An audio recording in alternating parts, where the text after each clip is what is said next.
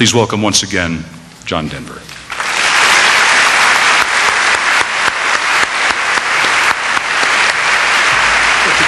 Yes, thanks.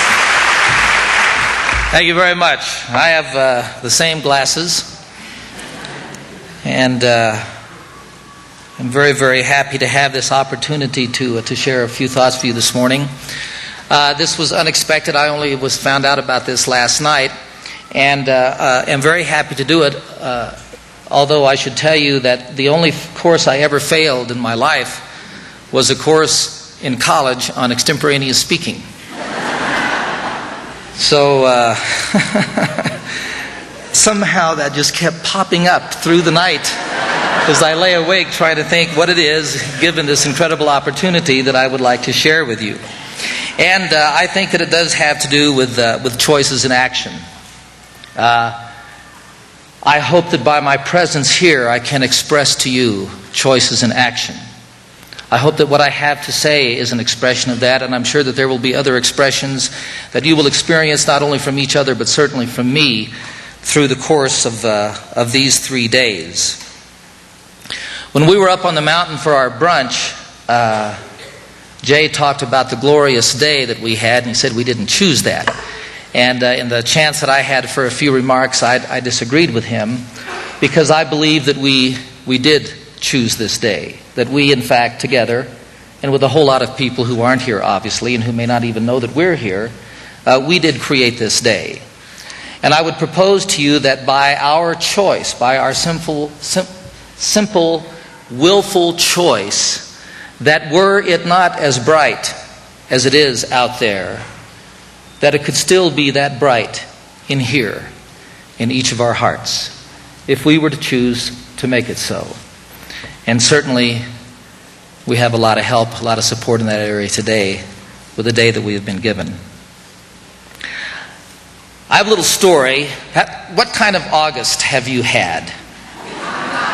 What kind of year have you had? And most especially August. August has been hell for me.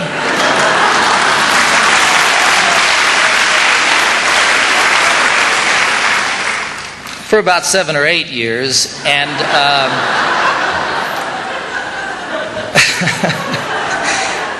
and it all came to a head for me a little bit about a week ago, and I really wondered whether I was going to be able to make it here again. And I was reminded of a story that a friend of mine told us on the road about 3 guys who I think were with National Geographic. And they were off in some dark part of Africa or someplace on an expedition. And they were captured by what they thought or had been told would possibly be headhunters, cannibals. And these 3 guys were scared to death. And they were staked up to 3 stakes in the center of this village. And around them were 50, 100 people with bones in their nose and spears and all kinds of things, and they were just working themselves up into a frenzy, and these guys were scared to death. And all of a sudden, it grew quiet, and the chief stepped forward, and he went up to the first guy, and he said, "You wish death? You wish Magumba."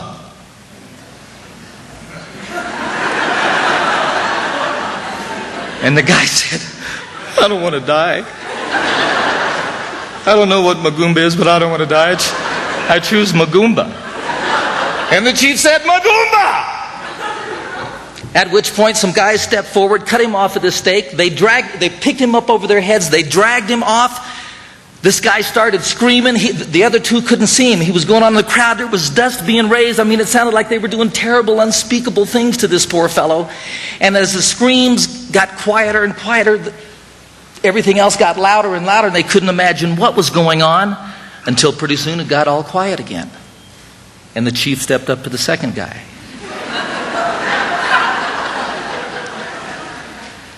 "You wish death? You wish Magumba." The poor guys, "God, I don't know what happened to my dad, but I don't want to die. I don't know what to do. Magumba." And the chief said, Magumba! Same thing. Unspeakable, terrible things were obviously happening to this poor fellow. Got quiet again. Stepped up to the third guy. You wish death? You wish Magumba? The guy said, I ain't afraid of dying. I ain't afraid of Magumba, but I choose death. The guy said, very good choice. But first, Magumba!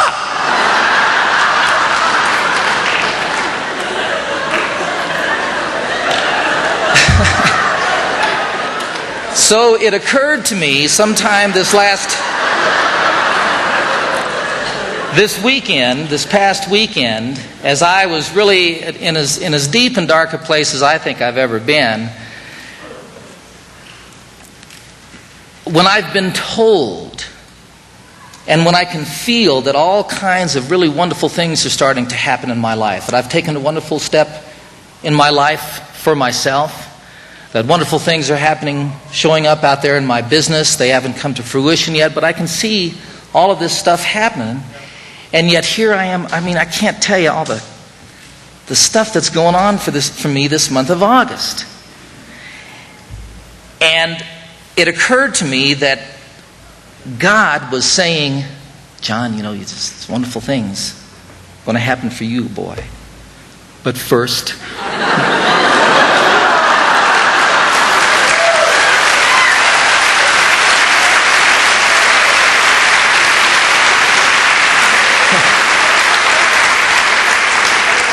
So I wanted to share that with you in case the same kind of thing is going on in your life. It can add a little levity to the situation. And for all of us here this weekend, when speakers, out of whatever circumstances, are not able to show up or something goes wrong, I know and I feel deeply in my heart, and I also feel by the attendance, as Jay mentioned, that's here this week, that there are wonderful things in store for the family of Windstar. But first... Magumba! So, a part of what that has taught me this weekend is about acting and reacting. And one of the lessons that I've learned over this past year that I wanted to, at least in part, share with you is I've learned that I've spent most of my life playing a victim. And that I know when I'm doing that, because I really don't like myself very much, and I really find that I'm pretty upset, generally angry at somebody, and it shows in every way that you can imagine. And I believe that it comes from playing a victim, from reacting. So one of the choices that I have made, a conscious choice, a choice, not an educated choice, which assumes a certain kind of response, I think, but a very conscious and willful action about how I want to be in the world. And I no longer want to be the victim. I will no longer be a victim. I was given